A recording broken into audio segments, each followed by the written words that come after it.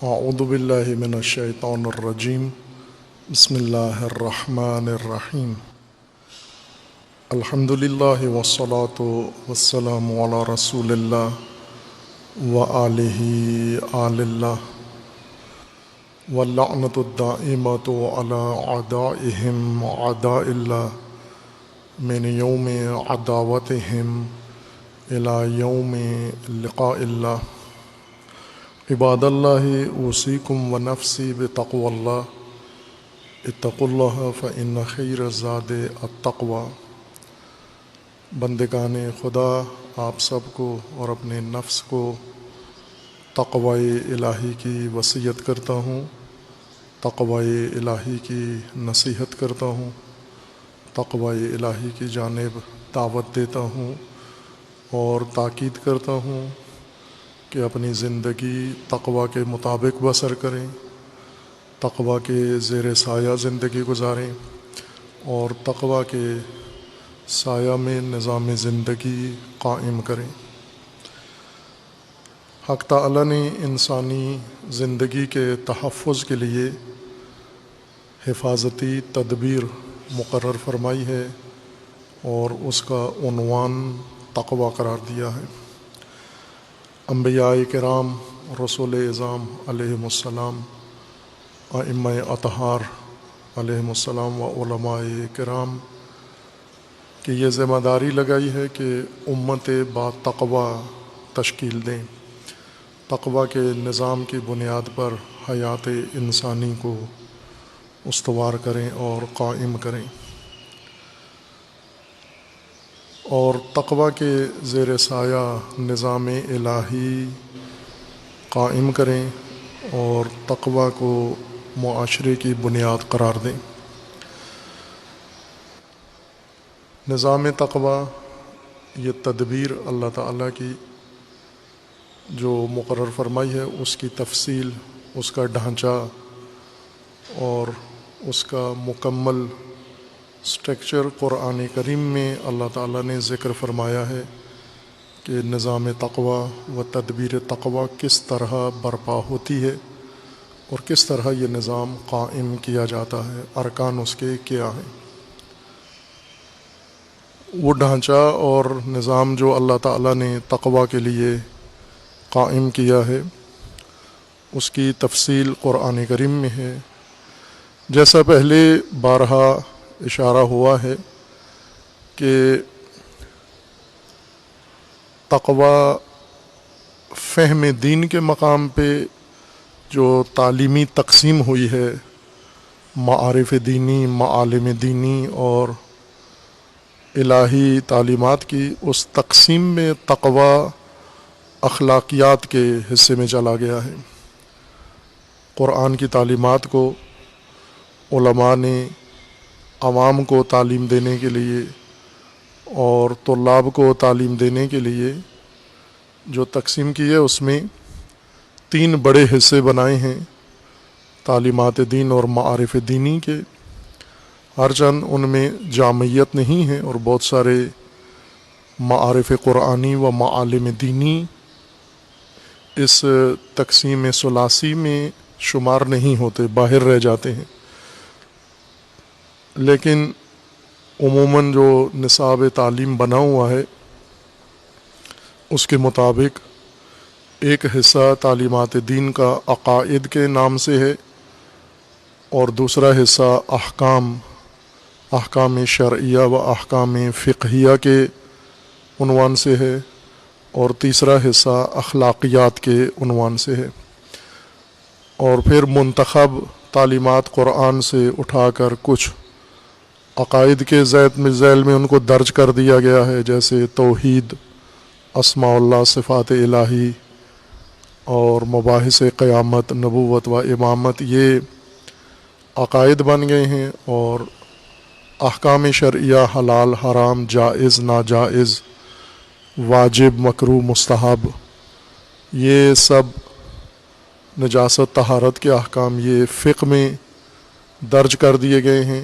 اور جو اخلاقیات ہیں، انسانی صفات، انسان کے نفس کی خصوصیات، انہیں جیسے سچ بولنا، جھوٹ نہ بولنا، عدل کرنا اور باقی جو امور ہیں انہیں اخلاقیات میں درج کر دیا گیا ہے۔ اور یہ لکیریں جو کھینچی گئی ہیں تو فقراء ہمیشہ لکیر کے پابند رہتے ہیں، لکیر کے فقیر ہوتے ہیں، اور پھر صدیاں گزری اور نسلیں گزری اور یہی تقسیم تعلیمات دین کی مسلم نصاب بن گیا۔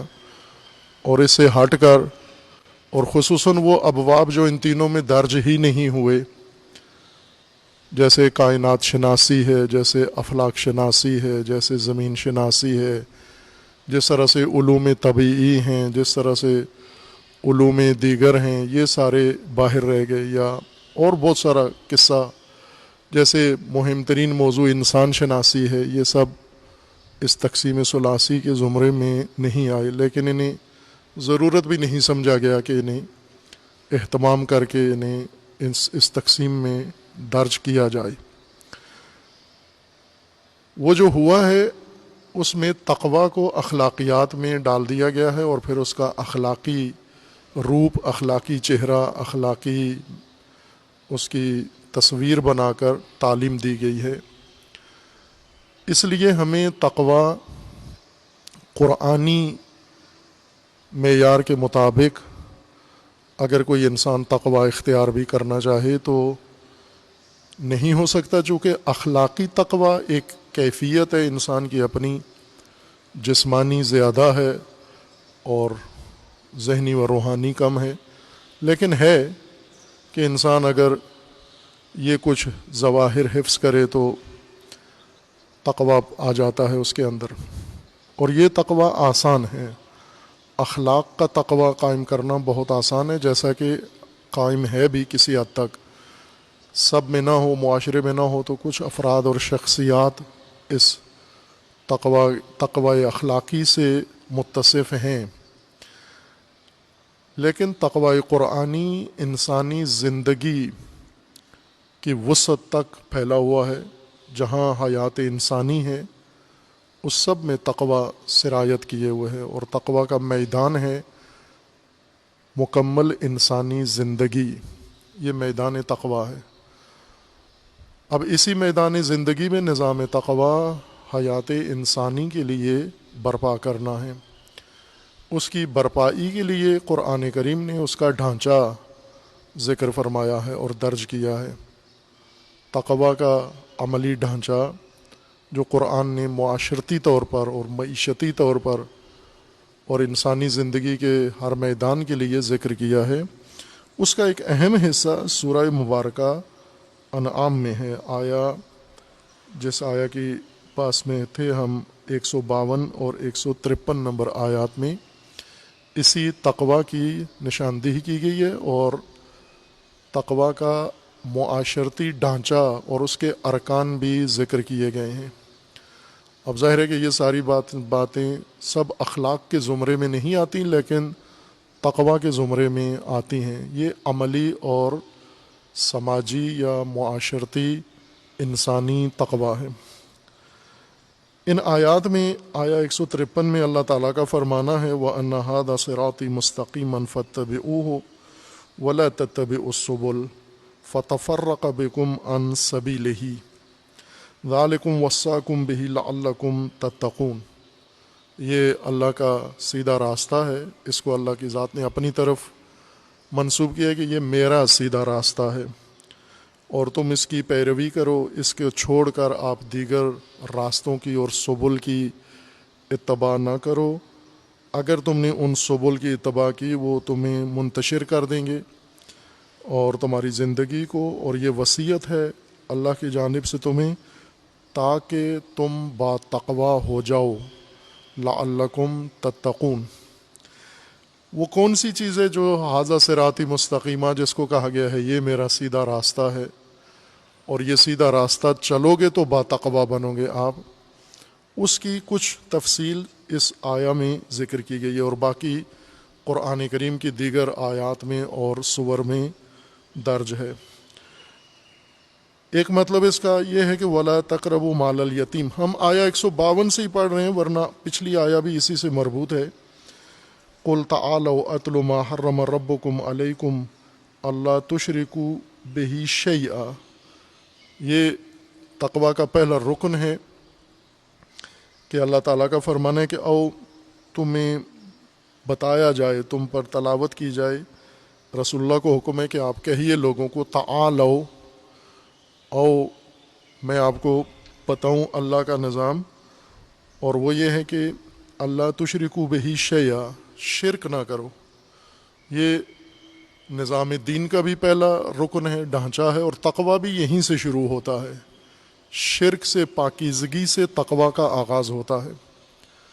اگر شرک کی آلودگی موجود ہو، پھر جتنی کوشش کی جائے وہاں پر تقوی قائم کرنے کی، یہ ایسی ہی ہے جیسے آپ پانی کے اوپر کوئی عمارت بنا رہے ہیں اور پانی کے اوپر کوئی عمارت قائم نہیں ہوتی، پانی کے اوپر تصویر نہیں بنتی، پانی کے اوپر عمارت نہیں بنتی، چونکہ پانی متزلزل بنیاد ہے۔ شرک اسی طرح سے اگر انسان شرک کی بنیاد پر زندگی گزار رہا ہو، اس زندگی میں تقوی قائم نہیں ہو سکتا۔ پہلا رکن تقوی کے قیام کا یہ ہے کہ مکمل طور پر شرک کو صاف کرو، اپنے نفس سے، اپنے ذہنوں سے، اپنے ماحول سے اور اپنے معاشرے سے، اپنی تعلیمات سے، اپنے معاملات سے، اپنی زندگیوں سے، اپنی حکومتوں سے، اپنی قوم سے، تمام امور سے شرک کا مکمل صفایا ہو، یہ پہلا رکن ہے۔ وَبِالْوَالِدَيْنِ إِحْسَانًا، اور دوسرا یہ ہے کہ والدین کے ساتھ آپ نے حسن سلوک اپنانا ہے۔ وَلَا تَقْتُلُوا أَوْلَادَكُم مِّنْ إِمْلَاقٍ، اور نسل کشی نہیں کرنی، فقر کے ڈر سے نسل بندی نہیں کرنی، سقط جنین نہیں کرنا، اولاد کو قتل نہیں کرنا، نہ پیدا ہو کر انہیں قتل کرنا ہے، نہ شکم مادر میں انہیں قتل کرنا ہے، اور نہ اس سے پہلے انہیں قتل کرنے۔ لا تقتلوا اولادکم، اپنے والدین کا احترام کرو اور اولاد کے قاتل نہ بنو۔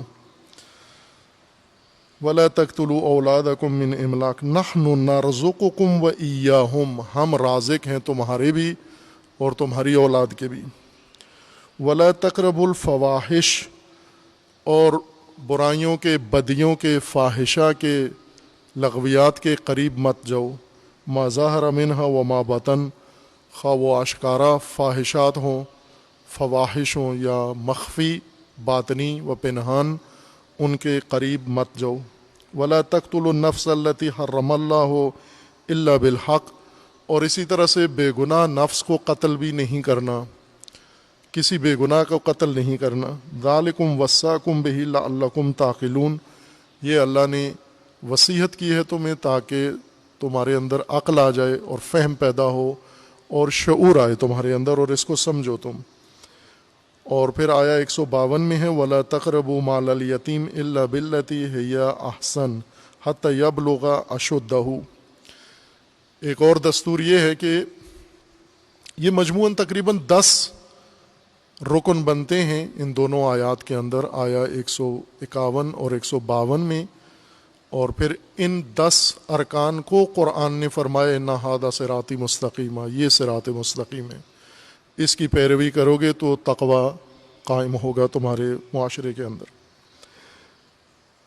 وَأَوْفُوا الْكَيْلَ وَالْمِيزَانَ بِالْقِسْطِ، ناپ تول، لین دین وہ پورا کرو، اس میں کمی مت کرو، ناپ تول میں کمی مت کرو تم۔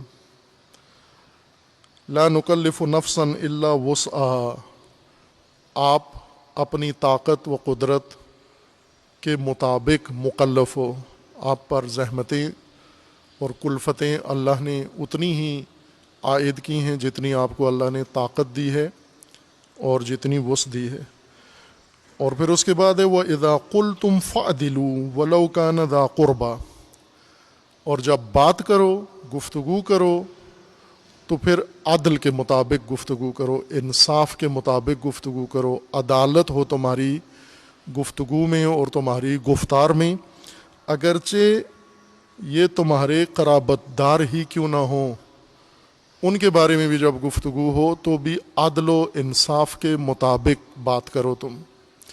خوب یہ بھی ایک روزمرہ زندگی کا ہر انسان کا مسئلہ ہے، موضوع ہے. ہمیں چونکہ انسانی نسب ہے، رشتہ داریاں ہیں، قرابتیں ہیں، دوستیاں ہیں، تعلقات ہیں، یہ جو اللہ تعالیٰ نے نظام انسان کے لیے بنایا ہے خاندان کا، اس کی برکت سے انسان ایک بڑا خاندان ہوتا ہے، ایک چھوٹا خاندان. چھوٹا خاندان وہ ہے جس کے ساتھ آپ ایک گھر کے اندر، ایک چار دیواری کے اندر رہ رہے ہوتے ہیں، یہ چھوٹا خاندان کہلاتا ہے. اور ایک بڑا خاندان ہے آپ کا قبیلہ، آپ کے وہ قرابت دار، عزیز رشتہ دار جو اس حویلی میں نہیں رہتے لیکن نسب میں، رشتے میں کہیں نہ کہیں آپ سے منسلک ہو جاتے ہیں، یا آپ کے والد کی جانب سے آپ کے رشتہ دار ہیں، یا آپ کی والدہ کی جانب سے آپ کے رشتہ دار ہیں، اور جن کے ساتھ آپ نے رشتوں کا لین دین کیا ہوا ہے، یہ سب آپ کے رشتہ دار ہیں، نسب کے ذریعے یا مصاہرہ کے ذریعے. ان کے متعلق قرآن کریم کی خصوصی تاکید ہے، چونکہ انسان کا سب سے زیادہ تعلق چار دیواری میں رہنے والے خاندان کے بعد، گھرانہ جس کو کہتے ہیں، جو گھر کے اندر رہتے ہیں، اس کے بعد قبیلہ ہے، وہ قرابت دار ہیں، ان کے ساتھ انسان کا تعلقات رہتے ہیں. اور انسان کے اندر ایک ہمدردی طبعی طور پر ان کے لیے موجود ہوتی ہے، ہر انسان میں، مذہبی ہو، غیر مذہبی ہو، کسی بھی قوم و ملک کا رہنے والا ہو، اس کے اندر طبعی طور پر تمایل ہوتا ہے اپنے قرابت داروں کی جانب، اپنے بھائیوں کی نسبت، اپنے بہن بھائیوں کی نسبت، اپنے اعزاء و اقارب، چچا، ماموں، خالو، پھوپھی، خالہ، دیگر جو رشتہ دار ہیں، ان کے بارے میں اور ان کی اولاد کے متعلق انسان کے اندر ایک دوسروں کی نسبت زیادہ احساس قرب ہوتا ہے. خصوصاً اگر قبائلی نظام ہو. اب بھی قبائلی نظام ہے، اس کی شکل مختلف ہو گئی ہے، لیکن شروع سے انسان کا جو معاشرتی ڈھانچہ تھا وہ قبائلی تھا. خصوصاً اسلام کے ظہور کے وقت، رسول اللہ صلی اللہ علیہ وآلہ وسلم کی بعثت مبارک کے وقت جو معاشرہ تھا اس وقت موجود مکہ میں اور پوری سرزمین عرب میں اور اطراف میں اور دیگر دنیا میں، وہ قبائلی نظام تھا. قبائلی نظام ہوتا ہی قرابت داری کی بنیاد پر ہے.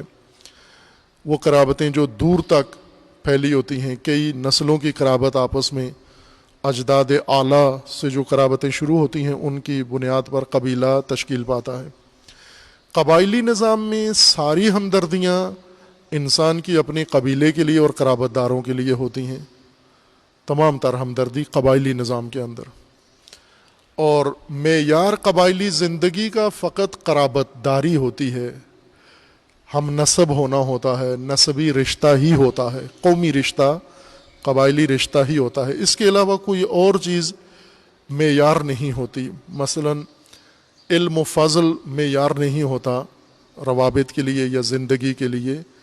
اسی طرح باقی اقدار وہ معیار نہیں ہوتی. اگر کوئی فرد کسی دوسرے قبیلے میں ہے جس کے ساتھ آپ کی قرابت داری نہیں ہے اور اس کے اندر بہت کمالات پائے جاتے ہیں، عملاً اس کا آپ سے اور آپ کا اس سے کوئی تعلق نہیں ہے، اس کا کوئی احترام نہیں ہے، اس وجہ سے کہ وہ ہمارے قبیلے سے اور ہماری قوم سے اور ہمارے علاقے سے، ہمارے نسب سے نہیں ہے. یہ قبائلیوں کا معیار ہوتا ہے. میں نے عرض کیا کہ ابھی بھی ہے، لیکن اس کی شکلیں تھوڑی تبدیل ہو گئی ہیں. اب بیچ میں اس جمہوری اور مدنی معاشرے کے اندر قبائل ماڈرن ہو گئے ہیں. وہ روایتی اور پرانے قبیلے تھے قدیم، اب جدید قبیلے ان کی جگہ پر وجود میں آ گئے ہیں، جیسے پارٹیاں ہیں، احزاب ہیں اور محلے ہیں، کالونیاں ہیں. یہ قبائلیت کا ایک نئی بنیاد پڑی ہے، تبدیلی آئی ہے اس کے اندر. فقط نسب نہیں رہا، نسب کے علاوہ بھی باقی چیزیں بھی بنیاد بن گئی ہیں. قبائلی نظام میں جیسا اشارہ کیا تھا کہ تمام تر ہمدردی انسان کی قرابت داروں کے لیے ہوتی ہے. وہاں کوئی اور معیار نہیں ہوتا، اقدار معیار نہیں ہوتی، حق و باطل معیار نہیں ہوتا، کوئی اور چیز مد نظر نہیں ہوتی. انسان کی تمام تر خیرخواہی و ہمدردی وہ اپنے ہم قوم اور برادر دینی یا برادری کی نسبت ہوتی ہے. آج کل جو لفظ استعمال ہوتا ہے قبائل کے لیے، برادری استعمال ہوتا ہے، اور آپ دیکھتے ہیں کہ شہروں کے اندر بھی برادریاں موجود ہیں۔ آپ لاہور شہر کو ہی دیکھ لیں تو برادریوں میں لاہور شہر بٹا ہوا ہے۔ یہ مثلاً بھٹی برادری ہے، ایک بھٹی قوم ہے، ایک جٹ قوم ہے، ایک بٹ قوم ہے، اسی طرح دیگر اقوام متعدد لاہور کے اندر، شیخ قوم ہے مثلاً، اور اس طرح کے دیگر اقوام ہیں جو بڑے شہروں کے اندر ہیں۔ کراچی میں برادریاں ہیں، مہاجر ہیں، سندھی ہیں، سندھیوں کے اندر قبائل ہیں، مہاجروں کے اندر اپنے کس علاقے کے مہاجر ہیں، یہ امروہہ کے مہاجر ہیں، یہ یو پی کے مہاجر ہیں، یہ مثلاً حیدرآباد کے دکن کے مہاجر ہیں، یہ کس علاقے کے ہیں۔ یہ باقاعدہ نئے قبائل ہیں جو علاقائیت یا قومیت کی بنیاد پر ہیں اور آج بھی قائم ہیں، اور ہمدردیاں ایسے ہی ہیں، یعنی اپنے ہم قوم کے لیے اور قبیلے والوں کے لیے ہیں۔ قرآن کریم نے بھی کہا ہے کہ آپ نے اقربا کا خیال رکھنا ہے۔ اگر آپ کے قبیلے میں، قرابت داروں میں، آپ کے رشتہ داروں میں کوئی اگر ایسا انسان ہے جس کو مدد کی ضرورت ہے، جس کو کسی تعاون کی ضرورت ہے، تو آپ ترجیحاً اس کے ساتھ تعاون کریں۔ یہ قرآن کریم کی تاکید ہے۔ ذوی القربا، اب ایک چیز جو قرآن کریم میں بیان ہوئی ہے، حقوق ذوی القربا ہیں۔ اب جنہوں نے قرآن ذاکروں سے سنا ہوا ہے، اور ذاکروں نے کہیں سے نہیں سنا ہوا، انہوں نے اپنے پیروں سے، بڑے ذاکروں سے سنا ہوا ہے، قرآن میں جہاں بھی ذوی القربا کا لفظ آیا ہے تو وہ رسول اللہ کے ذوی القربا، اہل بیت کے لیے ترجمہ کرتے ہیں۔ ساری آیات میں نہیں ہیں، مراد اہل بیت نہیں ہیں، چند آیات میں ذوی القربا ہے۔ جیسے آیہ مودت ہے، اس کے اندر روایت میں ہے کہ یہاں محبت و مودت ذی القربا سے مراد اہل بیت رسول اکرم صلی اللہ علیہ وآلہ وسلم ہے۔ اس طرح سے روایات ہیں، قرینہ ہے وہاں پر کہ یہاں مراد رسول اللہ کے ذوی القربا ہیں۔ لیکن اکثر آیات میں، قرآن کریم کی متعدد آیات میں ذوی القربا کا ذکر آیا ہے، اور ان ذوی القربا سے مراد خود انسان کے اپنے رشتہ دار ہیں، اپنے قرابت دار ہیں۔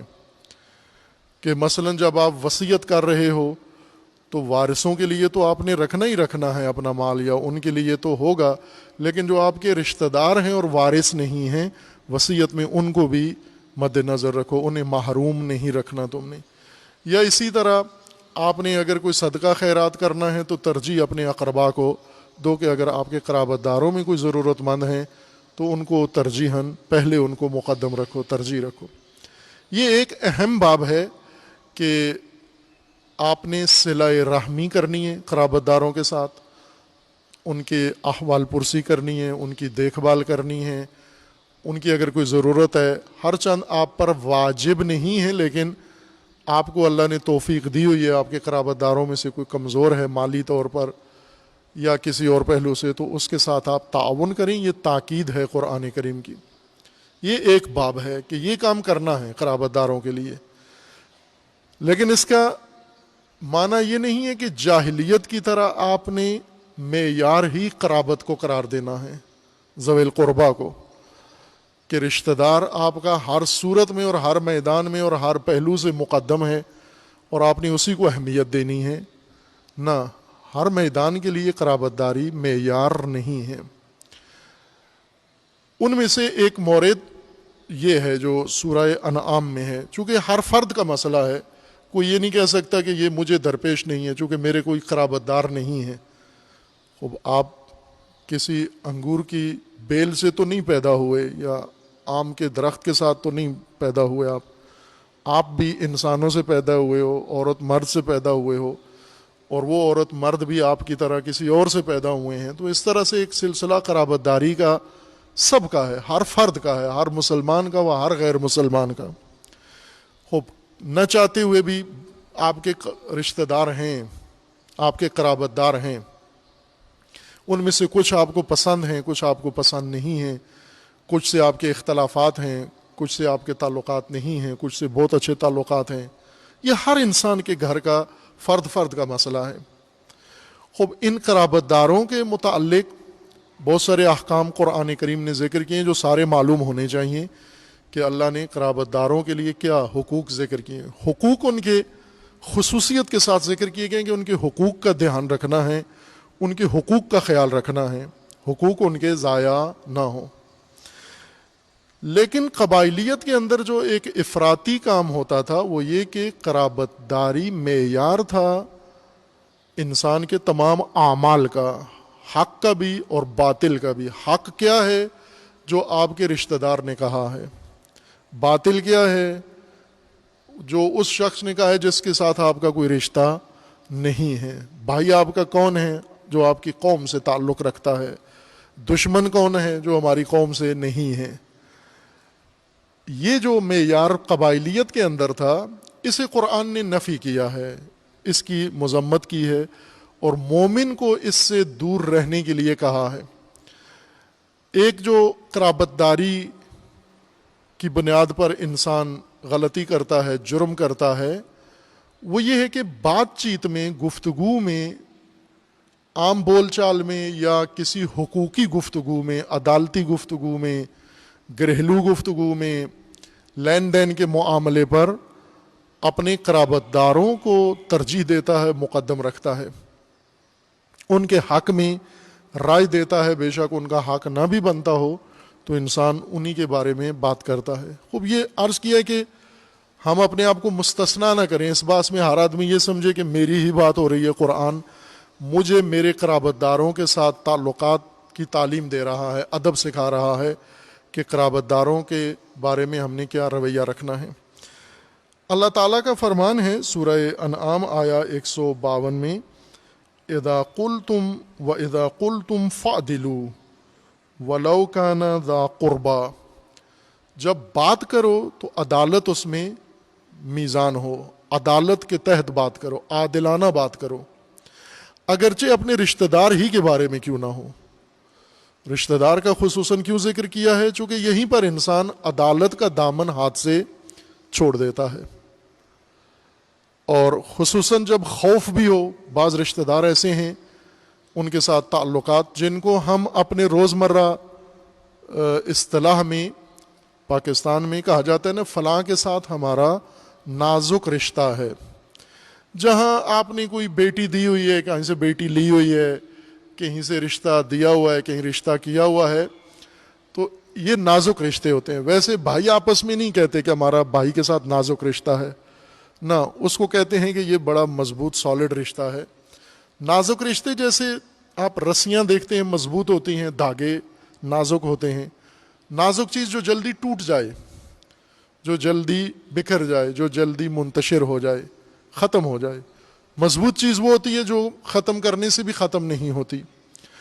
اب زیر ماں باپ کا رشتہ نازک رشتہ نہیں ہوتا، وہ بڑا مضبوط رشتہ ہوتا ہے، بہت ہی سخت اور سالڈ رشتہ ہے، کسی صورت میں نہیں ٹوٹتا۔ اگر ماں باپ بچے سے ناراض ہو جائیں تو بھی نہیں ٹوٹتا، بچہ ماں باپ سے روٹھ جائے تو بھی نہیں ٹوٹتا، بہن بھائی اسی طرح سے ہیں۔ یہ نازک رشتے نہیں ہیں۔ نازک رشتے وہ ہیں جو قائم کرنے سے ہو جاتے ہیں، توڑنے سے ٹوٹ جاتے ہیں۔ جیسے شادیاں کا لین دین ہے، کرتے رہتے ہیں انسان، آپ کے خاندان میں کسی نے شادی کی ہوئی اور آپ نے کسی اور کے خاندان سے کی ہوئی ہے، یہ نازک رشتے ہیں۔ نازک رشتوں میں عموماً انسان عدل کا دامن ہاتھ سے چھوڑ دیتا ہے، رشتہ داروں کی خاطر، قرابت داروں کی خاطر۔ مومن و متدین بھی کر گزرتے ہیں، رشتہ داروں کو ترجیح دیتے ہیں ہر ایک پر، اللہ پر بھی رشتہ دار کو مقدم سمجھتے ہیں، دین پر بھی رشتہ دار کو مقدم سمجھتے ہیں، رسول اللہ پر بھی رشتہ دار کو مقدم سمجھتے ہیں، قرآن پر بھی رشتہ دار کو مقدم سمجھتے ہیں۔ اب میں نے نازک رشتوں کی بات کی ہے تو آپ یہ نہیں کہنا کہ یہ صرف انہی معاملات میں کرتے ہیں، یہاں زیادہ ہوتا ہے، ورنہ قبائلی نظام کے تحت، برادری نظام کے تحت ہر آدمی اپنے برادری کے برادر کا حامی ہوتا ہے، اور یہ جاہلیت کا شعار تھا، جاہلیت کا نعرہ تھا، جاہلیت کا سلوگن یہ تھا کہ کن اخن لے، کس طرح، کن اونن لے اخی کا، اپنے بھائی کے مددگار بنو، اون بنو، اس کے معاون بنو، ناصر بنو، حامی بنو اپنے بھائی کے، بھائی سے مراد جو آپ کے قبیلے کا ہے، ہمیشہ اس کے ساتھ ہی رہو۔ ہمیشہ وہ حق پر ہے تو بھی، وہ باطل پر ہے تو بھی، وہ ظالم ہے تو بھی، وہ مظلوم ہے تو بھی، وہ ڈاکو ہے، چور ہے، قاتل ہے، اس نے جو جرم کیا ہے آپ قبائلی بنیادوں پر اس کے جرم میں بھی اس کے حامی بنو. اور ایسا ہی ہوتا ہے قبائلی نظام میں. قبیلے کا کوئی فرد جرم کرتا ہے، سارا قبیلہ اس کے ساتھ کھڑا ہو جاتا ہے، یا قبیلے کے معتبرین اس کے ساتھ کھڑے ہو جاتے ہیں. قبیلے کا کوئی بھی فرد یہ کام کرے، عورت کوئی جرم کرے تو سارا قبیلہ اس کی پشت پہ آ جاتا ہے، مرد کوئی جرم کرے سارا قبیلہ اس کی پشت پہ آ جاتا ہے، بچہ کوئی غلطی کرے سارا قبیلہ اس کی حمایت میں آ جاتا ہے. یہ جاہلیت کا دستور تھا. جاہلیت ان پڑھوں کو نہیں کہتے. اردو میں یہ ایک مفہوم متقابل بن گیا ہے کہ ہم جہل کو علم کے مقابلے میں استعمال کرتے ہیں. علم کے مقابلے میں لا علمی ہے، علم کے مقابلے میں جہل کم استعمال ہوتا ہے. جہل بے عقلی کے مقابلے میں استعمال ہوتا ہے کہ جہاں عقل نہ ہو. حماقت کے معنی میں جہالت استعمال ہوتی ہے. وہ عقل جو انسان زندگی گزارنے کے لیے جس عقل سے رہنمائی لیتا ہے، شعور، سوجھ بوجھ، اگر وہ نہ ہو تو انسان جاہل شمار ہوتا ہے. اب یہ پڑھ لکھ کے ممکن ہے بہت بڑا لکھا ہو، ایسے جو کا آپ کو پالا پڑا ہوگا جو بہت اعلیٰ تعلیم یافتہ ہیں، یا یونیورسٹی سے اعلیٰ تعلیم یافتہ ہیں، یا پھر حوزے سے، مدرسے سے اعلیٰ تعلیم یافتہ ہیں. آپ دونوں میں جوہلا دیکھیں گے، یعنی احمق، نادان، بے عقل، بے خرد، نافہم، جو بالکل کسی معاملے کو سمجھنے کے لائق نہیں ہے، لیکن امتحان پاس کیا ہوا ہے، ڈگری بہت بڑی ہے ان کے پاس، اور سند ہے ان کے پاس، پوسٹ بھی کوئی بہت بڑی ہے، لیکن ہے جاہل. قرآن کریم نے جہالت کو ہدایت کے مقابلے میں استعمال کیا ہے. یعنی دو قسم کے لوگ ہیں، ہدایت یافتہ اور جاہل. یعنی جو محروم ہے ہدایت سے انہیں قرآن نے جاہل کہا ہے.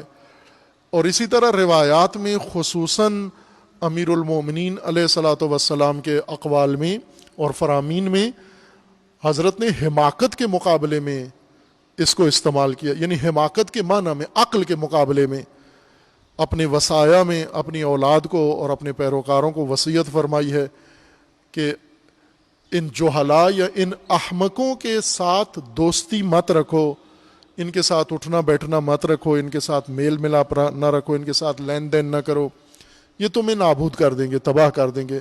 ہمدردی میں بھی یہ آپ کے ساتھ وہ عمل کریں گے نقصان دہ، جس کی تلافی آپ نہیں کر پاؤ گے. جاہل، نادان، احمق، بے خرد اور بے عقل انسان کو کہتے ہیں. جاہلیت کا یہ معیار ہے. وہ جاہلیت ظہور اسلام کے زمانے کی ہو، وہ جاہلیت آج کی ہو، 21ویں صدی کی جاہلیت، جو کہیں زیادہ ہے اس زمانے کی جاہلیت سے. اس وقت ابتدائی جاہلیت تھی، سادہ جاہلیت تھی. آج بہت ہی ماڈرن، مترقی جاہلیت ہے، بہت ہی پیچیدہ جاہلیت اس وقت موجود ہے. خوب یہ جوہلا، ان کا بھی شعار یہی ہے کہ آپ اپنی برادری کے ساتھ رہو، اپنے برادر کے حامی رہو. لہٰذا بعض برادریاں ہیں جن میں علماء بھی ہیں، وہ بھی اپنے قبیلے کے مجرموں کے ساتھ ہی ہوتے ہیں. اور اسی طرح فاسد لوگ ہیں، غاصب لوگ ہیں، ظالم لوگ ہیں، ان کے ہر ظلم میں ان کے ساتھ کھڑے ہوتے ہیں، ان کے حامی بنے ہوتے ہیں، ان کے ناصر بنے ہوتے ہیں. یہ جاہلیت ہے. قرآن نے اس کو جاہلیت کہا ہے. اور اس کے مقابلے میں ہدایت ہے، اللہ کا نظام ہے، رسول اللہ کا راستہ ہے، سنت رسول اللہ ہے. اور سنت الہی یہ ہے کہ نہ، آپ نے قرابت داری کی صورت میں قرابت دار کا خیال رکھنا ہے، حقوق اس کے پورے کرنے ہیں، لیکن جہاں پر حق اور باطل کا معاملہ آ جائے، جہاں پر ظلم و عدل کی بات آ جائے، جہاں پر انصاف و ناانصافی کا معاملہ آ جائے، وہاں پر آپ نے قرابت داری کو معیار قرار نہیں دینا، حق کو قرار دینا ہے. وہاں حق کی بات کرنی ہے، بے شک قرابت دار کے خلاف ہو، بھائی کے خلاف ہو، باپ کے خلاف ہو، بیٹے کے خلاف ہو، زوجہ کے خلاف ہو، کسی کے بھی خلاف ہو، اگر حق ہے وہ آپ نے بیان کرنا ہے. باطل ہے قطعاً اس کی گواہی نہیں دینی، ساتھ نہیں دینا. اگر ایک طرف آپ کا قرابت دار ہے اور دوسری طرف کوئی اجنبی انسان ہے یا آپ کا مخالف ہے اور حق بجانب مخالف ہے اور آپ کا قرابت دار حق بجانب نہیں ہے، حق پر نہیں ہے، تو یہاں پر آپ بحیثیت مومن اپنے بھائی کی مدد یا اپنے قرابت دار کے حق میں بات نہیں کر سکتے۔ آپ کو ہر صورت میں حق پر بات کرنی ہے، حق جس کے ساتھ بھی ہو آپ نے حق پر رہنا ہے، عدل کے ساتھ گفتگو کرنی ہے آپ نے۔ وہ بعض لوگ ہیں ناراض بھی ہو جاتے ہیں، یہی جو نازک رشتے یا نازک لوگ ہوتے ہیں، نازک مزاج، ویسے ہم صنف نازک خواتین کو کہتے ہیں، لیکن وہ اتنی نازک نہیں ہوتی جتنے یہ بعض دیگر طبقات نازک ہوتے ہیں۔ یہ زیادہ جلدی جو روٹھ جاتے ہیں، زود رنج یعنی فوراً ناراض ہو جاتے ہیں۔ بعض دوستیاں ایسی ہیں ناراض ہو جاتے ہیں، بعض دیگر تعلقات ایسے ہیں ناراض ہو جاتے ہیں۔ ناراضگی کی وجہ کیا ہے کہ فلاں محفل میں، مجلس میں، گفتگو میں آپ نے ہمارے حق میں بات نہیں کی، وہ آپ حق بجانب نہیں تھے، حق کسی اور کا تھا، تو اس کے لیے یہ بات ہوئی ہے، بس یہ اسی بات پہ ناراض ہو جاتے ہیں۔ یہ بھی روزمرہ کا آپ کو سامنا کرنا پڑتا ہے اپنے رشتہ داروں سے اور دوستوں سے۔ جی آپ نے جب میرے خلاف بات ہو رہی تھی، جب دوسرے کے حق میں بات ہو رہی تھی، تو آپ نے وہاں میرا ساتھ نہیں دیا۔ اور ہمارا یہ آبائی دین یہی کہتا ہے، آبائی دین، جاہلیت کا دین یہی کہتا ہے کہ ہمیشہ اپنے بھائی کا ساتھ دو، اس کی خاطر جھوٹ بھی بول لو، اس کی خاطر حق کو چھپا بھی لو، اس کی خاطر باطل کا اقرار بھی کر لو، اس کی خاطر ظلم بھی کر لو، اور اس کی خاطر عدل کو چھپا بھی لو، تو آپ نے کوئی غلط کام نہیں کیا۔ آبائی دین کی قدریں، برادری کی دین کی قدریں یہ ہیں کہ آپ نے اگر اپنے بھائی کو بچانے کے لیے کوئی بھی جرم کر لیا ہے تو اس کو سراہا جاتا ہے، اس کو بڑا اچھا انسان کہا جاتا ہے کہ اس نے اپنی برادری کے لیے کیا قدم اٹھایا ہے، یہاں پر کیا رسک لیا ہے اس نے۔ لیکن اللہ کے دین میں اس کی گنجائش نہیں ہے، کوئی بھی ہو۔ جب حق کی بات آتی ہے تو اگرچہ تمہارا باپ ہی کیوں نہ ہو، قرآن کریم نے ذکر کیا ہے، جب اللہ کے دین کی بات آتی ہے تو مقابلے میں باپ ہو، بیٹا ہو، بھائی ہو، عزیز ہو، رشتہ دار ہو، کوئی بھی ہو، آپ نے دین حق، دین الہی کی بات کرنی ہے، حق کی بات کرنی ہے۔ آپ نے ہرگز قرابت داری کو نہیں دیکھنا۔ یہ دستور ہے اللہ تعالیٰ کا کہ آپ جب بات کرو تو عدل کے ساتھ بات کرو۔ گفتگو کے اوپر بھی قرآن نے ہماری تربیت کی ہے، رہنمائی کی ہے۔ چونکہ اب ہم گفتگو تو ہر آدمی کرتا ہے، کس طرح کرتا ہے، کس انداز سے ہم گفتگو کرتے ہیں، کن آداب کے ساتھ گفتگو کرتے ہیں۔ ہم ثقافت کے فرزند ہیں، تہذیب کے، ہم فرزندان تہذیب ہیں، فرزندان دین نہیں ہیں۔ ہماری پرورش دین کی آغوش میں نہیں ہوئی، تہذیب کی آغوش میں ہوئی ہے۔ شخصیتیں ہماری تہذیب نے بنائی ہیں۔ خب تہذیب میں ہمیں گفتگو کا ایک انداز بتایا گیا ہے، وہ یہ ہے کہ آپ نے کہیں بھی گفتگو میں نیچے نہیں جھکنا، گفتگو میں خاموش نہیں رہنا، گفتگو میں دبنا نہیں ہے، گفتگو میں مغلوب نہیں ہونا۔ آپ نے اینٹ کا جواب پتھر سے دینا ہے، منہ توڑ، یہ اصطلاح بھی ہے نا کہ دندان شکن جواب دیا، ایسا جواب دو جس سے دانت ہی اگلے کے گر جائیں، ختم ہو جائیں، دانت کٹھے کر دو اس کے آپ۔ خوب یہ ہمارا تہذیب کا بتایا ہوا ادب ہے گفتگو میں کہ چڑھ کے بولو، چر کے بولو، اس طرح سے کہ اگلا آپ کی آواز سے ہی دبک جائے، اور ساتھ اس کو ناروا کہو، گالی دو، فوش دو، ماں بہن ایک کر دو۔ یہ ہماری تہذیب نے ہمیں گفتگو کے آداب سکھائے ہیں کہ اس طرح سے گفتگو، اور اسی طرح کرتے ہیں سارے۔ یہ جو ایکٹنگ بسا اوقات کر رہے ہوتے ہیں نا، کبھی کبھار ہم لوگوں کے سامنے ایکٹنگ کر رہے ہوتے ہیں، ممبر پہ کر رہے ہوتے ہیں، میڈیا پہ کر رہے ہوتے ہیں، آج کل زیادہ تر کیمرے کے سامنے ایکٹنگ ہوتی ہے۔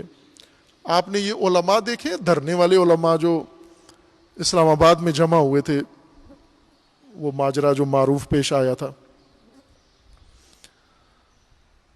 سلمان تاثیر کے قتل کے بعد، جو وہ ہوا تھا، حکومت نے سزا سنائی قاتل کو، تو وہاں پر علماء جمع سارے علماء، دستاریں بڑی بڑی، جبے ان کے بڑے بڑے، داڑیاں دستاروں سے بھی بڑی ان کی، اور یہ سارے اسلام آباد میں سارے اکٹھے ہیں، سٹیج پہ بیٹھے ہوئے ہیں، میڈیا کیمرے آن ہیں، اور یہی عاشقان رسول اللہ، ان کی جو اب یہ ایکٹنگ، پہلے ایکٹنگ کرتے ہیں نا ممبر پہ بیٹھ کر، مصنوعی باتیں گھڑ کے سوچ کے بناوٹ، لیکن وہاں غصہ جب آتا ہے آدمی کو پھر بناوٹ اتر جاتی ہے، غصے میں بالکل طبیعی ہوتا ہے انسان، اصل شخصیت کھل کے سامنے آتی ہے۔ ایرانی فارسی میں یہ کہتے ہیں کہ غصے میں انسان کی جو اصل روپ سامنے آتا ہے، جیسے ہم اردو میں یا اپنی زبانوں میں کہتے ہیں نا کہ ہر آدمی کے اندر ایک اور بچہ، مثلا ایک بڑے آدمی کے اندر بھی ایک بچہ چھپا ہوا ہوتا ہے، ایک بچہ سب کے اندر ہے، بچپن سے وہ بچگانہ شخصیت مراد ہوتی ہے کہ ہر آدمی کے اندر ایک بچگانہ شخصیت موجود ہوتی ہے جو کسی وقت بھی ظاہر ہو جاتی ہے، کھانے کے وقت بڑا بوڑھا آدمی ہے، کھانے کے وقت بچہ ہو جاتا ہے، یا کسی اور وقت پہ وہ بچگانہ حرکتیں شروع کر دیتا ہے۔ فارسی والے یہ کہتے ہیں کہ ہر انسان کے اندر ایک کتا بھی پنہان ہوتا ہے، روی سگ، یہ فارسی کی خاص اصطلاح ہے کہ ہر آدمی کے اندر ایک کتا بھی بندھا ہوتا ہے جو اس نے اندر باندھا ہوا ہے، حویلی کے اندر ہے، اور جو ہی اس کو تپاؤ، بڑکاؤ، غصہ دلاؤ تو وہ فوراً وہ اندر کا کتا بڑک اٹھتا ہے، وہ جاگ پڑتا ہے اور بھونکنا شروع کر دیتا ہے۔ وہ لہٰذا وہ ایرانی ایک دوسرے کو، فارسی زبان والے یہ کہتے ہیں کہ آن روی ساگ من را بالا نہ یار، مثلا میرا وہ کتے والا منہ جو ہے وہ نہ کھول، کہ میرے اندر ایک کتا بھی ہے، ابھی میں نے باندھا ہوا ہے، اگر تو زیادہ بولا تو وہ کتا کھل جائے گا، پھر بھونکنا شروع کر دے گا، پھر وہ عموماً بھونک بھی پڑتا ہے، شروع بھی کر دیتے ہیں۔ خوب یہ اردو میں محاورہ نہیں ہے، لیکن محاورہ فارسی میں ہے، لیکن ترجمانی سب کی ہے۔ مغربیوں کے اندر بھی ایک بندہ ہوا کتا اندر ہوتا ہے، مشرقیوں کے اندر بھی ہوتا ہے، ایک اندر چھپی ہوئی اصلی شخصیت ہوتی ہے۔ خوب جو ہی آدمی غصہ دلائے وہ فوراً اصلی شخصیت، اصلی روپ باہر آ جاتا ہے۔ مثلا آپ دیکھتے ہیں نا یہ پنجابی میں جس کو کہتے ہیں نا طرح نکالنا، طرح پنجابی تو سارے سمجھتے ہیں، دوسروں کے لیے شاید عمل تو کیا ہوا ہے لیکن لفظ سمجھنا ممکن ہے دشوار ہو۔ طرح اردو میں بھی ہوتا ہے، استعمال ہوتا ہے کہ آپ چھپ کے کہیں بیٹھے ہوئے ہیں، کوئی آدمی بے توجہ آیا ہوا ہے، ناگہان آپ نے اس کے سامنے شور کیا، چیخ ماری، وہ ڈر جاتا ہے۔ یہ جو ناگہان ڈر جاتا ہے یہ طرح کہتے ہیں اس کو۔ خوب آپ جب کسی کا طرح نکالتے ہیں یا اسے ڈراتے ہیں تو وہ صرف چیختا نہیں ہے، ساتھ کچھ بولتا بھی ہے، اکثر کے منہ سے اس وقت گالی نکل جاتی ہے۔ یہ اصل شخصیت، یہ اصل ادب ہے۔ یہ جو دوسروں کے سامنے آئیے حضور، بسم اللہ حضور، ماشاء اللہ حضور، یہ ایکٹنگ ہے ساری۔ وہ طرح کے وقت اگر بسم اللہ نکلے منہ سے تو سمجھو یہ اصل تربیت یافتہ انسان ہے، لیکن وہاں پر تو اکثر گالی نکل جاتی ہے منہ سے۔ لہٰذا یہ ایکٹنگ ہے ہماری کہ ہم کبھی لوگوں کے سامنے اپنے آپ کو بڑا مہذب، بڑا مؤدب بناتے ہیں، تہذیب کی بنی ہوئی شخصیت کوئی فارسی محاورے کے بقول کے اندر بندھا ہوا ہے کتا ہوتا ہے، کھل جاتا ہے یا بھونک پڑتا ہے وہ۔ قرآن کریم نے ہمیں ادب سکھایا۔ اگر ہم تہذیب قرآنی، تربیت قرآنی، یعنی ماں باپ قرآنی ہوں، ماں باپ برادری اور جاہلیت اور قبائلی نہ ہوں۔ قبائلی ماں باپ بہت بری اولاد تربیت کرتے ہیں، نہایت بری اولاد تربیت کرتے ہیں، چونکہ اولاد کے اندر دوہری جاہلیت ہوتی ہے۔ اولاد کے اندر ماں باپ کی جہالت بھی آتی ہے، اپنے زمانے کی جہالت بھی آتی ہے، اور دادا دادی اور نانا نانی کی بھی آتی ہے۔ وہ کئی نسلوں کی جاہلیت کے وارث ہوتے ہیں۔ اگر قرآنی ہو والدین، خاندان قرآنی ہو، وہ بچوں کی بھی قرآنی تربیت کرتے ہیں، قرآنی شخصیت بناتے ہیں۔ قرآنی شخصیت میں گفتگو کیسے ہوتی ہے؟ اب آپ کو کبھی اپنے ہم فکر کے ساتھ بات کرنا پڑتی ہے، کبھی مخالف کے ساتھ بات کرنا پڑتی ہے، کبھی اختلافی گفتگو کرنا پڑتی ہے، کبھی اتفاقی گفتگو کرنا پڑتی ہے۔ ہر طرح کی گفتگو موقع ملتا ہے انسان کو۔ آپ کوئی رائے رکھتے ہیں، دوسرا دوسری رائے رکھتا ہے، اس وقت کیا کہیں ہم، کیسی گفتگو کریں؟ قرآن کریم نے ادب سکھایا ہے ہمیں گفتگو کا. کیا ادب ہے؟ قرآن کریم کا فرمانا ہے کہ قولوا للناس حسنا، جب لوگوں سے بات کرو تو حسن ہو بات کے اندر.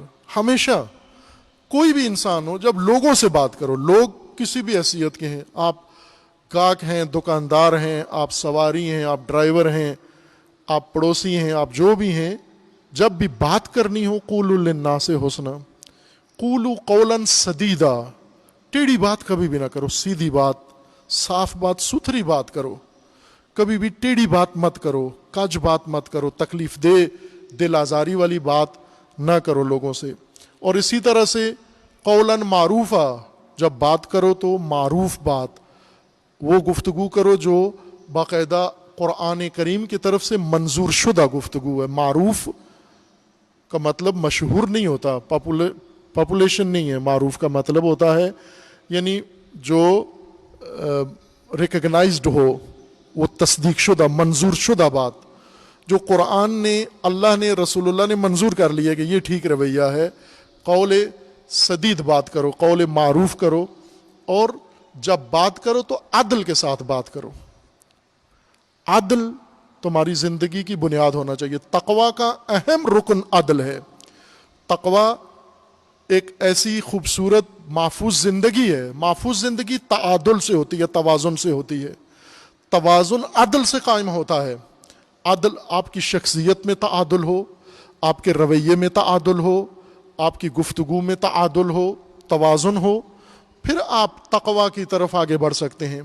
پھر آپ محفوظ ہیں لغزشوں سے، گرنے سے، گمراہی سے، دائیں بائیں جانے سے، جب آپ کے اندر یہ تعادل اور عدل آ جائے گا. عدل کے لیے امیر المومنین فرماتے ہیں کہ عدل ایک بہت ہی دلچسپ چیز ہے. عدالت گفتگو میں بہت وسیع ہے. العدل اوسع الاشیاء فی التواصف. جب بات کرو، تقریر کرو، خطبہ دو، درس دو عدل پر، تو بہت بڑا میدان ہے، بڑا وسیع میدان ہے. آپ عشرے کے عشرے پڑھ دو اس کے اوپر، آپ گھنٹوں لیکچر دو عدل کے اوپر، گھنٹوں گفتگو کرو. وَأَضْيَقُ الْأَشْيَاءِ فِي التَّنَاصُفِ. لیکن جب دو بندوں کے درمیان معاملہ آ جائے، آپ کے اور دوسرے کے درمیان، یا آپ کے بھائی اور دوسرے کے درمیان، یا آپ کے خاندان اور دوسرے خاندان کے درمیان، جب معاملہ درپیش ہو جائے عدل کا، وہاں پر بہت تنگ ہو جاتا ہے عدل کا دائرہ. وہاں تنگی محسوس ہوتی ہے، وہاں انسان سے عدل قدم اٹھایا ہی نہیں جاتا. اتنا تنگ ہوتا ہے کہ انسان عادلانہ قدم سمجھتا ہے میں اٹھا ہی نہیں سکتا، یہاں کیا کروں، پھنس گیا ہوں میں یہاں پر. یہاں پہ تعادل کرو، یہاں پہ عدل کی بات کرو. اور اسی حدیث میں امیر المومنین علیہ السلام کا فرمانا ہے کہ عدل ایک ایسی چیز ہے کہ جس کے حق میں جاری ہوتا ہے اس کے خلاف بھی جاری ہوتا ہے. آج اس کے حق میں ہے یجری لہو، جب اس کے حق میں، اس کی فیور میں گیا ہے، تو ایک دن ایسا بھی آئے گا کہ یہی عدل اس کے خلاف بھی ہوگا. یعنی عدل یہ ہے کہ آج تمہارے بارے میں یا تمہارے موقف نہ سنا جائے، تمہاری رائے نہ سنی جائے. عدل کا تقاضا یہ کہ آج تم باطل پر ہو، آج ناحق کر رہے ہو. کل حق کر رہے تھے، فلاں موضوع میں حق تھے، اس موضوع میں ناحق ہو تم. اور جب انسان کے خلاف عدل کسی وقت جاری ہو تو اس کے حق میں بھی ایک دن جاری ہوتا ہے. عدل کے دو دھارے ہیں، دو تلوار ہے جس کی دو دھاریں ہیں دونوں طرف، کہ ایک طرف سے دوسرے کے اوپر چلتی ہے، ایک طرف سے انسان کے اپنے اوپر بھی چلتی ہے. اور جب عدل ہمارے اوپر چلے تو پھر گھبرانا نہیں چاہیے. اور امیر المومنین فرماتے ہیں کہ ایک ذات ایسی ہے کہ جس کے اوپر، جس کے حق میں عدل چلتا ہے اور اس کے خلاف کبھی بھی عدل استعمال نہیں ہوتا، وہ اللہ کی ذات ہے. اللہ کی ذات کے علاوہ ہر ایک یہ توقع رکھے کہ ایک دن عدل اس کے حق میں ہوگا اور ایک دن عدل اس کے خلاف ہوگا. یعنی جہاں یہ خطا پر ہوگا عدل اس کے خلاف ہوگا، جہاں یہ ٹھیک ہوگا عدل اس کے حق میں فیصلہ کرے گا. اور آپ اپنے آپ کو عدل کا پابند بناؤ، نہ قرابت و داری کا، نہ قرابتوں کا، نہ رشتہ داروں کا، نہ قبائلیت کا پابند بنو، عدل پر قائم رہو، چونکہ تعادل توازن سے انسان محفوظ رہتا ہے۔ آپ کب دنیا و آخرت کے خطرات و آفات و عذاب سے محفوظ ہیں؟ جب آپ نے لغزش نہیں کھائی۔ لغزش اسی وقت ہوتی ہے جب توازن کے ساتھ زندگی بسر کریں۔ اس لیے تقوی کا ایک اہم رکن عدل ہے، اور وہ بھی عدل گفتگو میں، بات چیت میں، گواہی میں، شہادت میں۔ آئے روز آپ کے گھروں میں روزانہ گھروں کے اندر جھگڑے ہوتے ہیں، ساس بہو کا جھگڑا ہے، میاں بیوی کا جھگڑا ہے، بھائی بہن کا جھگڑا ہے، یہ گھریلو جھگڑے ہر گھر کی رونق ہیں۔ یہ جیسے جمہوریت کی رونق کرپشن ہے، اسی طرح خاندانوں کی رونق ان جھگڑوں سے ہے۔ خوب یہ جھگڑے ہر روز ہوتے ہیں۔ اب ان جھگڑوں کے اندر ایک رویہ ہے منافقت کا، کہ حق کو حق نہ کہیں، باطل کو باطل نہ کہیں، دونوں طرف ڈپلومیسی کریں، یہ منافقت ہے۔ لیکن جہاں حق کہیں، چونکہ شخصیت ظرفیت اعلیٰ رکھیں کہ اگر حق کی بات کوئی کر رہا ہے تو ہمیں بری نہ لگے۔ الحق مر، العدل مر، عدل اور حق کی علامت یہ کہ کڑوا ہوگا، چکھ کے لیا کریں۔ منڈی میں جب جاتے ہیں نا کچھ چیزیں، آپ تربوز لیتے ہیں، بعض کہتے ہیں کاٹ کے کھاؤ، خوب تربوز کاٹیں، میٹھا ہو تو لو، انار میٹھا ہو تو لو، سیب کیلا میٹھا ہو تو لو، لیکن حق جب بھی خریدنا تو چکھ لو، کڑوا ہے تو حق ہے، اگر کڑوا نہیں ہے تو حق نہیں ہے۔ عدل ہمیشہ کڑوا ہے۔ الحق مر والعدل مر، حق اور عدل کڑوے ہوتے ہیں، اور جب کوئی کڑوی بات کرے تو اس کو دشمن نہ سمجھو اپنا، سمجھو دوست ہے ہمارا، درست بات کر رہا ہے۔ جو کڑوی لگی ہے ہمیں تو ٹھیک ہے، اس کا مطلب بات ٹھیک کر رہا ہے۔ چاپلوس میٹھی بات کرتا ہے، خوش آمد گو میٹھی بات کرتا ہے، وہ کڑوی بات نہیں کرتا، ڈرتا ہے، چھپاتا ہے، اندر اس کے کچھ ہے، باہر کچھ اور کرتا ہے۔ پس عدل تقوی کا ایک اہم رکن قرآن کریم نے عدل کو، اور خصوصاً عدل در کلام و قول، یعنی عدل در سخن، عدل در گفتار، بات چیت کے اندر انسان عدل اپنا مراد کرے تاکہ تقوی کا مقام اسے نصیب ہو جائے۔ انشاءاللہ اللہ تعالی ہم سب کو اور تمام مسلمین کو خداوند تبارک و تعالی توفیق تقوی عطا فرمائے، اور پروردگار ہمیں تمام احوال میں اور سخن میں، گفتار میں خداوند تبارک و تعالی عدل کی توفیق عنایت فرمائے انشاءاللہ۔ اعوذ باللہ من الشیطان الرجیم، بسم اللہ الرحمن الرحیم۔ انا اعطیناک الکوثر فصل لربک وانحر ان شانئک هو الابتر۔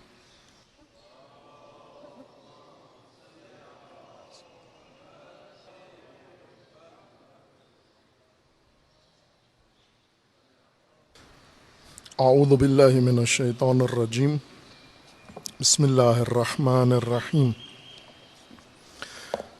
الحمد للہ والصلاة والسلام علی رسول اللہ وآلہ آل اللہ، سیما علی امیر المؤمنین علی ابن ابی طالب علیہ الصلاۃ والسلام، و فاطمۃ الزہرا سیدۃ النساء العالمین، والحسن والحسین سیدی شباب اہل الجنہ، و سبطی الرحمہ، و علی ابن الحسین، و محمد ابن علی، و جعفر ابن محمد، و موسیٰ ابن جعفر، و علی ابن موسیٰ، و محمد ابن علی، والحسن ابن علی، والحجت ابن الحسن القائم المنتظر المہدی، حجج اللہ علی عبادہ و امناؤہ فی بلادہ، واللعن علی اعدائہم اجمعین من الآن الی قیام یوم الدین۔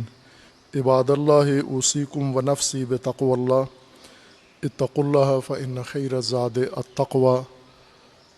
بندگان خدا، آپ سب کو اور اپنے نفس کو تقوی الہی کی وصیت کرتا ہوں، تقوی الہی کی نصیحت کرتا ہوں، تقوی الہی کی دعوت دیتا ہوں اور تاکید کرتا ہوں کہ اپنی زندگی تقوی کے مطابق بسر کریں۔ تقوی کے لباس سے ملبس ہونے کے لیے اور زینت تقوی سے مزین ہونے کے لیے اللہ تعالیٰ نے اہتمام فرمایا ہے، اس اہتمام کا ایک اہم عملی قدم نماز جمعہ ہے، روز جمعہ، اور اس کے اندر خصوصاً فریضہ صلاۃ الجمعہ اپنے خاص شرائط و آداب کے ساتھ نماز جمعہ تقوی کی پرورش کے لیے مقرر کیا گیا ہے۔ آج ہمیں جو معاشرے میں عملاً حتیٰ مومنین میں، متدینین میں تقوی کی کمی محسوس ہوتی ہے، نظر آتی ہے معاشرے میں، اس کی ایک بڑی وجہ یہ ہے کہ تقوی جہاں سے، وہ سرچشمہ جہاں سے تقوی پھوٹتا ہے اور معاشرے کو تقوی سے سیراب کرتا ہے، وہ خشک ہے، اور وہ نماز جمعہ ہے۔ احیاء نماز جمعہ کے لیے بہت سارے بزرگان نے اپنے تئیں کوشش کی ہے، جن میں سب سے زیادہ مؤثر جامع کوشش شہید ثانی رحمۃ اللہ علیہ کی ہے، فقہائے امامیہ میں سے۔ انہوں نے نماز جمعہ کے احیاء کے لیے و روز جمعہ کے لیے ایک جامع گفتگو کی ہے، کتابیں لکھی ہیں ہر موضوع سے۔ ایک کتاب ہے ان کی خصائص یوم الجمعہ، اور دوسری کتاب ہے الحث علی صلاۃ الجمعہ، اور تیسری کتاب ہے وجوب صلاۃ جمعہ، علاوہ اور عمومی فقہی دوروں کے جو انہوں نے مفصل لکھے ہیں شیعہ فقہ کے نصاب کے طور پر۔ خصائص میں ہماری بات تھی، خصائص میں الرابعۃ عشرہ، 14ویں خصوصیت خصائص روز جمعہ میں سے شہید فرماتے ہیں لبس و احسن الثیاب۔ روز جمعہ کی ایک خصوصیت یہ ہے کہ شریعت مقدسہ اسلام میں اور سنت رسول اللہ صلی اللہ علیہ وآلہ وسلم میں روز جمعہ کے لیے، چونکہ پہلے بھی بیان ہوا، ایک خصوصیت یہ ہے کہ روز عید ہے، اس کو عید کے طور پر انسان برپا کرے، عید کی تیاری کرے، بلکہ اس کو بڑی عید کہا گیا ہے روایات کے اندر۔ ایک اہم دستور اس کے لیے کہ اپنے بہترین لباس نماز جمعہ کے لیے بنوا کے رکھو، خصوصی لباس، صاف ستھرا لباس، مزین لباس، اچھا لباس، دھلا ہوا لباس، اجلا لباس، آج کے زمانے کے مطابق استری کیا ہوا لباس۔ اور یہ استری بھی رسول اللہ کی سنت ہے، لباس کو استری کر کے پہننا۔ ہر چند اس وقت استری نہیں تھی، لیکن رسول اللہ کرتے تھے اپنے لباس کو، خصوصاً لباس جمعہ کو استری کرتے تھے رسول اللہ۔ لبس و احسن الثیاب، بہترین کپڑے اپنے روز جمعہ کو پہننا۔ وہ کپڑے جو دوسروں کے ولیمے میں پہنتے ہو، وہ کپڑے جو پارٹیوں میں پہن کے جاتے ہو، وہی کپڑے، اگر وہ باقی شرائط بھی ہیں کیسا کپڑا ہونا چاہیے، نہ کہ ٹائی باندھ کے نماز جمعہ میں آ جاؤ، ٹائٹ پتلون پہن کے، جین پہن کے، ٹراؤزر پہن کے، نہ، وہ نہیں، وہ ممنوع ہے، اس میں جمعہ نہیں ہوتا۔ وہ جو آپ کے لباس ہے، لباس اور کپڑے میں فرق ہے۔ لباس، کپڑا، ہر چیز جو جلد پہ لپٹ جائے وہ کپڑا ہے، یا اسے کوئی بھی کام لے لیں، اسے بینر بنا لیں، اس سے آپ پردہ بنا لیں، اسے آپ دری بنا لیں، اسے چادر بنا لیں، اسے بستر پہ بچھا دیں، یہ کپڑا کہلاتا ہے۔ لباس خصوصاً وہ کپڑا ہے جس سے بدن ڈھانپا جائے۔ لباس، لبس کپڑے کو نہیں کہتے، ڈھانپنے کو کہتے ہیں، ڈھانپنے والی چیز لباس ہوتی ہے۔ اب چونکہ کپڑے سے بنی ہوئی ہوتی ہے، اس وجہ سے اردو میں لباس اور کپڑے آپس میں مترادف ہو گئے ہیں، جبکہ نہیں ہے۔ کپڑا دھاگے سے بنی ہوئی شے کو کہتے ہیں، اور لباس تن ڈھانپنے والی شے کو کہتے ہیں، جس چیز سے انسان تن ڈھانپ لے۔ لباس پہنے، بہترین لباس اپنا بنائیں۔ قال صلی اللہ علیہ وآلہ وسلم، رسول اللہ صلی اللہ علیہ وآلہ وسلم سے روایت ہے، من اغتسل یوم الجمعہ، روز جمعہ کو جس نے غسل کیا۔ اب یہ شرائط چونکہ اکٹھی روایات میں بیان ہو رہی ہیں، یہاں پر الگ الگ تدوین ہوئی ہیں، لیکن روایات میں ہر روایت میں چند سنتیں یا چند ادب اکٹھے بیان ہوئے ہیں، اس لیے بعض تکرار ہو رہے ہیں۔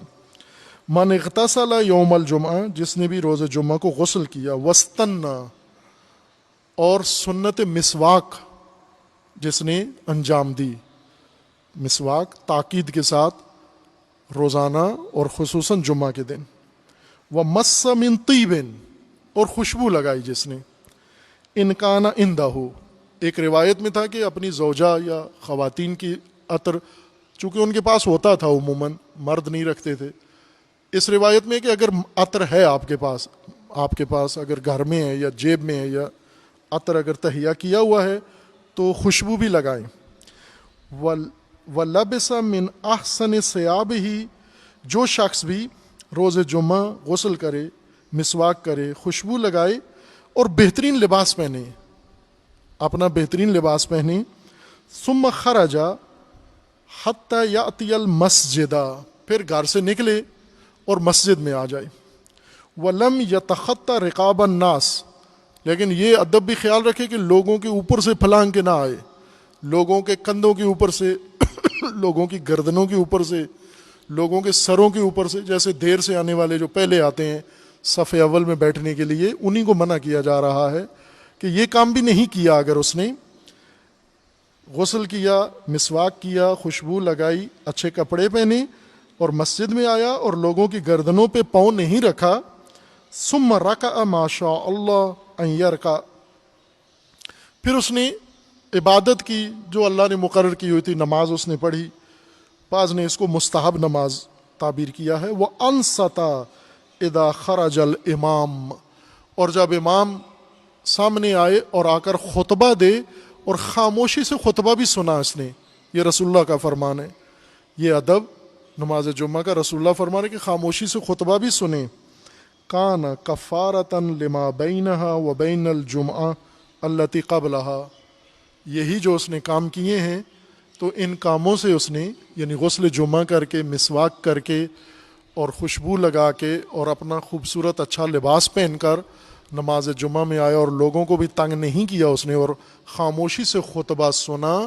تو اس نے پچھلے جمعے اور اس جمعے کے درمیان جو اس سے غلطیاں ہوئی ہیں جو خطائیں ہوئی ہیں جو نعوذ باللہ کوئی گناہ ہوا ہے تو ان اعمال سے گویا اس نے کفارہ دے دیا ہے اس گناہ کا, ان غلطیوں کا کفارہ ہے. یہ سارا کفارہ اسی عمل کو کہتے ہیں جس سے کوئی غلطی چھپ جائے, جس سے کوئی غلطی ڈھانپ دی جائے, پردہ ڈال دیا جائے. اللہ تعالیٰ ان غلطیوں کو صاف کر دے گا کہ اس نے جمعہ کے دن اتنی اچھی تیاری کی, احترام کیا روزے جمعہ کا. وکان للنبی صلی اللہ علیہ وآلہ وسلم برد یلبسہ فی العیدین والجمعہ سوا ثوب مہنتہ رسول اللہ صلی اللہ علیہ وآلہ وسلم نے ایک خصوصی لباس روز جمعہ کے لیے اور عید کی نماز کے لیے صرف انہی دنوں میں پہنتے تھے. روز جمعہ کہ یہ بھی عید ہے اور عید فطر اور عید قربان, ان مناسبتوں سے رسول اللہ وہی لباس پہنا کرتے تھے. وہ کیا تھا؟ برد تھا. برد یمن کا ایک بنا ہوا خاص برد یمانی کہتے ہیں, بھی کفن میں استعمال کیا جاتا ہے. مستحبات میں سے ہے کہ کفن برد یمانی کا ہو یا برد یمانی اس کے اندر استعمال کیا ہوگا. پشمی لباس ہے ایک, یہ کاٹن سے اور اون سے, بیڑوں کی اور اونٹوں کی اون سے خصوصاً بنایا جاتا ہے, جس کو آپ اپنے یہاں کی زبان میں کیا کہتے ہیں, یہ دھاری والا جو لباس ہوتا ہے, لائنیں ہوتی ہیں جس کے اندر بناتے ہی کھڈی پہ جب بناتے ہیں تو لائنیں لائنیں بنتی ہیں, اس طرح کا لباس ہوتا ہے. یمن کا مخصوص و معروف ہے اور عربوں میں بہت مطلوب اور پسندیدہ لباس ہے. عربیوں کے اندر یمن کا بنا ہوا لباس. یمن میں صنعت کپڑے کی ٹیکسٹائل اس وقت قائم تھی رسول اللہ کے زمانے میں. اسلام سے پہلے بھی یمن مترقی جگہ تھا, مکہ پسماندہ جگہ تھا. یہاں پر بہت ہی برے حالت تھے ان کے, چوری ڈکیتی ان کا اصل ذریعہ آمدن تھا. لیکن یمنیوں کے ہاں تجارت تھی, حکومت تھی, نظام تھا, سسٹم تھا, اور ان کے پاس اچھی بنی ہوئی چیزیں عربیوں کے پاس یا شام سے آتی تھیں جو روم کے اختیار میں تھا, یا پھر یمن سے آتی تھی. یہ دونوں ان کے دائیں بائیں صنعتی علاقے اس وقت کے زمانے کے تھے. رسول اللہ کے پاس برد تھا, یعنی لباس بنا ہوا, دو کپڑے تھے رسول اللہ کے برد سے. انہیں مخصوصاً عید میں اور جمعہ کے دن رسول اللہ زیب تن فرماتے، سوا صوب مہنت ہی، اور یہ رسول اللہ کے کام کے لباس کے علاوہ تھا۔ مہنا کام کو کہتے ہیں، یعنی رسول اللہ جو عام گھریلو کام کرتے تھے، باہر کام کرتے تھے، معمولات زندگی، کام کا لباس الگ رکھا ہوا تھا رسول اللہ نے، اور نماز کا لباس علیحدہ رکھا ہوا تھا۔ ایک تو یومیہ نماز جس میں پڑھتے تھے، اور ایک لباس مخصوص تھا جمعہ کے دن کے لیے، اس کو دیگر نمازوں میں بھی نہیں پڑھتے تھے، یا عیدین اور جمعہ کے دن۔ وقالت عائشہ، تو حضرت عائشہ زوجہ رسول اللہ یہ حدیث نقل کرتی ہیں کہ کان لرسول اللہ صلی اللہ علیہ ثوبان، زوجہ رسول اللہ روایت کرتی ہیں کہ رسول اللہ کے دو کپڑے ہوا کرتے تھے، یلبسہما فی جمعہ ہی، یہ دونوں لباس، دو ردائیں رسول اللہ جمعہ کے دن مخصوصاً پہنتے تھے۔ فَإِذَا انصَرَفَ طَوَاهُمَا إِلَى مِثْلِهِ، جب جمعہ پڑھ کے واپس گھر میں آتے تو سب سے پہلا کام یہ کرتے کہ اس لباس کو اتارتے اور اس کو اس طرح سے فولڈ کرتے، جیسے آپ کہتے ہیں، اس کو تہ لگاتے، تہ لگا کے اس کی شکنیں ختم کرتے، ہاتھ پیر کے فولڈ کر کے اس کو محفوظ جگہ پہ رکھ دیتے اگلے جمعہ کے لیے کہ اگلے جمعہ کو پھر پہنیں گے اس کو۔ فَإِذَا انصَرَفَ طَوَاهُمَا إِلَى مِثْلِهِ، طے کر کے اس کو رکھ دیتے تھے۔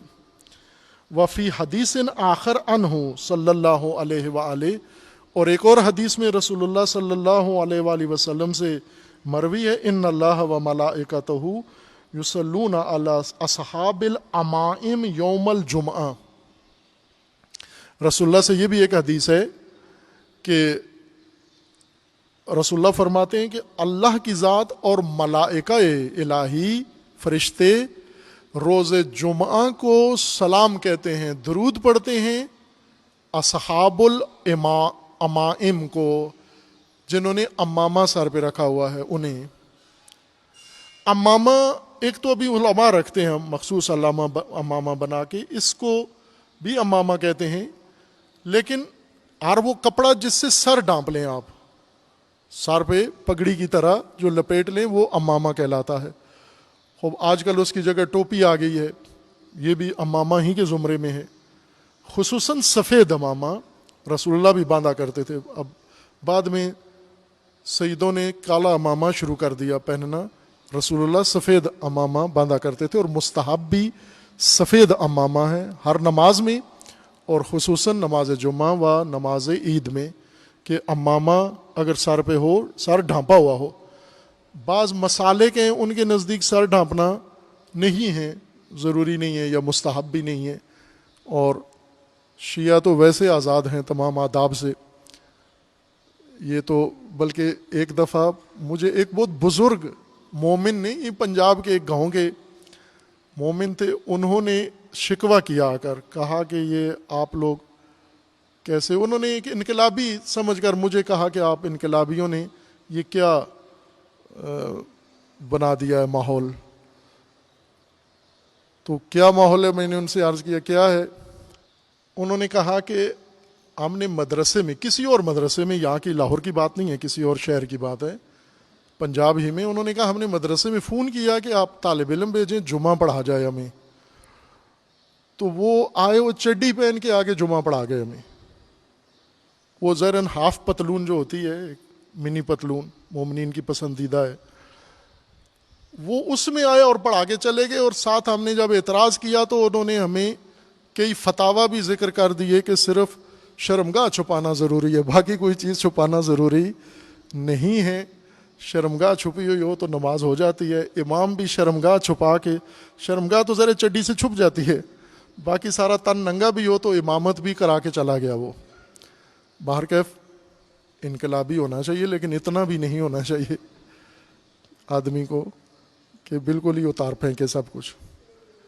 مستحب ہے آپ نماز کے اندر بالخصوص، اور جو نماز کا لباس ہے وہی عام لباس بھی ہے کہ ڈھانپے، وہ لباس پہنو جو تن ڈھانپے، اور تن ڈھانپنے کے ساتھ ساتھ آپ کے بدن کس طرح سے ہو نماز کے اندر، سر خصوصاً تاکید ہے۔ بعض جگہوں پر تو وہاں کا کلچر ہے، ثقافت ہے.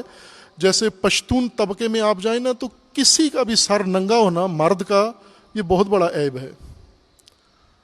عورت کا سر ننگا ہو شاید وہ معاف کر دیں، لیکن مرد سر ننگا ہے تو وہ اس کو سمجھتے ہیں کہ یہ بالکل ہی گیا گزرا ہے سارا، اس کے اندر کوئی رمق ایمان والی نہیں ہے. لہٰذا آپ نے ٹوپی، پٹھان کی ٹوپی ضرور ہوتی ہے سر کے اوپر، یہ ان کی ثقافت کا حصہ ہے. اسی طرح عربی ثقافت کا بھی حصہ ہے. کوئی کسی حالت میں سر ننگا نہیں رکھتے تھے عرب مرد بھی. عورتیں پہلے مردوں نے سر ننگے کیے، پھر عورتوں نے سر ننگے شروع کیے ہیں. مردوں کی دیکھا دیکھی. مردوں کے لیے ہے کہ نماز میں کم از کم مستحب ہے کہ سفید امامہ آپ کے سر پر ہو. سفید رومال ہو تو بھی وہ امامہ کے زمرے میں آتا ہے، سفید ٹوپی ہو یا سفید جو بھی ہو. البتہ رنگ کوئی اور بھی ہو سکتا ہے، ممنوع نہیں ہے، لیکن سفید کا زیادہ اہتمام کیا گیا ہے. اللہ اور اللہ کے ملائکہ درود بھیجتے ہیں علی اصحاب العمائم یوم الجمعہ. وقال الصادق علیہ السلام لیتزین احدکم یوم الجمعہ ویغتسل ویتطیب ویسرح لحیتہ ویلبس انظف ثیابہ ویتحییٰ للجمعہ. امام صادق علیہ السلام فرماتے ہیں، یہ حدیث امام صادق علیہ السلام سے ہے، رسول اللہ سے نہیں. امام صادق علیہ السلام فرماتے ہیں کہ تم میں سے ہر ایک کو چاہیے کہ روز جمعہ زینت کرے، ویغتسل غسل کرے اور خوشبو لگائے، ویسرح لحیتہ اور داڑھی کو کنگھی کرے، ویلبس انظف ثیابہ پاکیزہ ترین لباس پہنے، ویتحییٰ للجمعہ اور جمعہ کے لیے اپنے آپ کو آمادہ کرے، ولیکن علیہ ذلک اليوم السکینۃ والوقار.